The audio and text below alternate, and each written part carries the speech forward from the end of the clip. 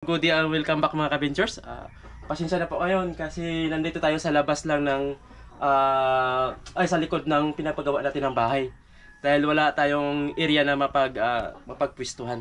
So yung bahay ko ay naka-finishing pa lang pero hindi pa tapos. Natapos na yung finishing pero hindi pa tapos yung bahay dahil kumuha din ako ng bahay doon sa Bukidnon, doon sa Malay-Balay. Kumuha ako kaya pag-uwi ko ngayon, hindi ko muna naasikaso tong bahay ngayon. Dahil mas inuna ko yung sa Bukidnon.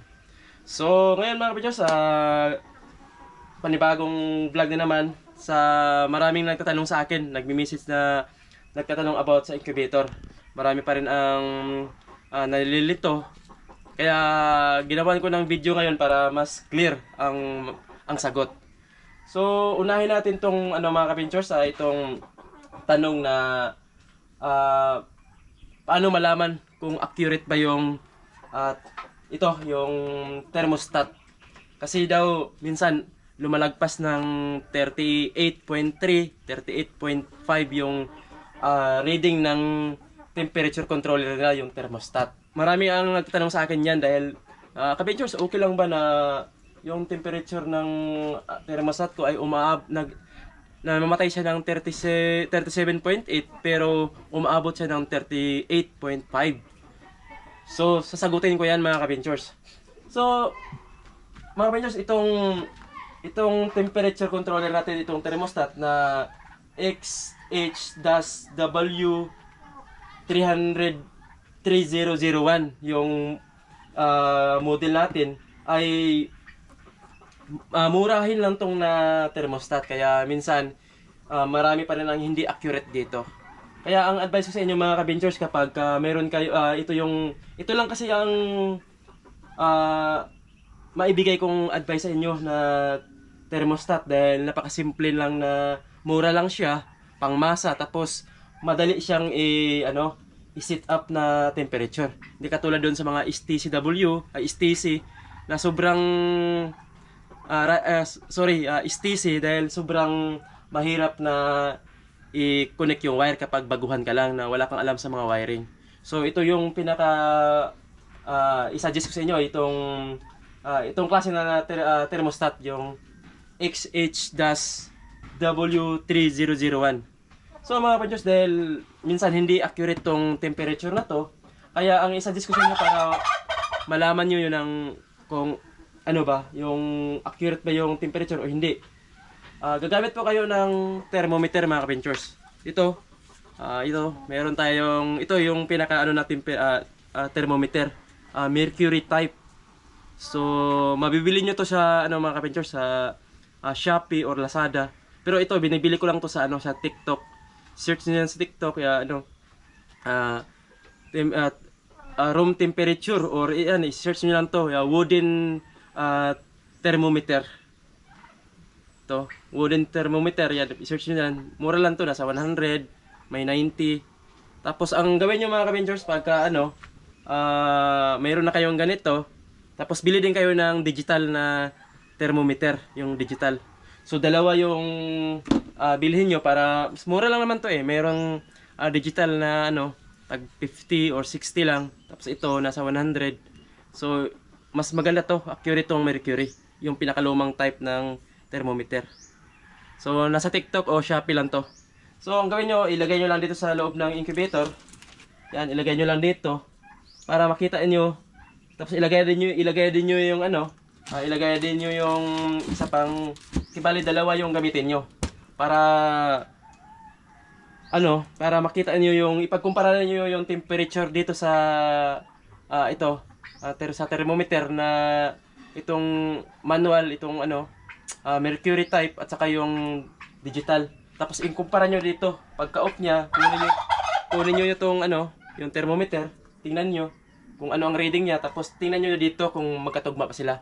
Kung pumalo siya ng 38.5, tapos dito is lang siya ng 37.8, tapos yung isa na digital ay 37.9 or 37.7. So ito, hindi accurate yung thermostat. Pero pagka nagpatay siya ng 37.8, tapos yung reading niya is 37.5, or 38. Tapos dito naman is 37.9 or 37.8.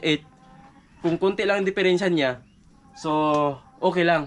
Pero pagka sobrang mataas tong sa sa thermostat, tapos dito ay nagtugma din siya. So hindi siya accurate itong thermostat natin. So yun lang ang ma-advise ko sa inyo. Kapag gumamit kayo ng ganito na thermostat, minsan kasi hindi siya accurate. Kaya minsan lumalagpas siya ng temperature. Marami din ang nag-a-accurate dito, pero mas marami din ang hindi nag-a-accurate. So yun lang ang advice ko, na bumili kayo ng thermometer, digital at saka ito. Nasa inyo na kung ano ang gagamitin nyo. Pwede din yung thermometer na pangbata, nasa pharmacy lang. Pero yun kasi dali lang masira yun. Hindi katulad dito sa mercury type na sobrang tagal, long lasting to. Itong mercury type. Ito yung wooden thermometer. So, yan lang ang advice ko sa inyo. Mag-adjust lang po kayo kung 38.5 or 38.3 yung pagka-off ng 37.8 tapos tumataas pa siya. Mag-adjust lang po kayo. Ibaba nyo siya 37.7 yung off or 37.6 yung off. Tapos adjust lang po kayo ng 36.9 yung on. Yun lang ang ma-advise ko sa inyo mga ka-ventures. So marami pa rin ang nag-message sa akin na nagpapasalamat na nakapag-hot sila. So hindi ibig sabihin na yung incubator natin ay lahat ay ma-hatch mga ka-ventures. Hindi po siya lahat na hatch sa incubator natin. Kahit sa manok, mayroon pa rin bugok dun sa manok na naglilimlim. Katulad din dito sa incubator, meron ding magiging bugok. So ito lang muna yung maibigay kong video ngayon patungkol dito sa anong paraan para malaman natin kung hindi ba siya accurate yung thermostat, at saka anong gawin natin para makuha natin yung tamang temperature. So inaulit ko, ito lang, gagamit kayo ng thermometer. Dalawa ang bilhin nyo, yung itong wooden, yung mercury type at saka yung digital, para mai-compare nyo yung thermometer doon sa yung thermometer at saka dito sa thermostat nyo kung nakatugma basla sa init. So mag-shoutout muna tayo bago tayo matapos. Ito shoutout natin to si kay matagal na tong nagpapa-shoutout. So shoutout natin to si Bonsai TV Mix. So yun ang natin, shoutout natin si Bonsai TV. Tapos meron din dito nagpapa-shoutout, natagal na rin to. Sabi niya Nino Pamatian or Ninyo Pamatian. Pa-shoutout, birthday ko po ngayon.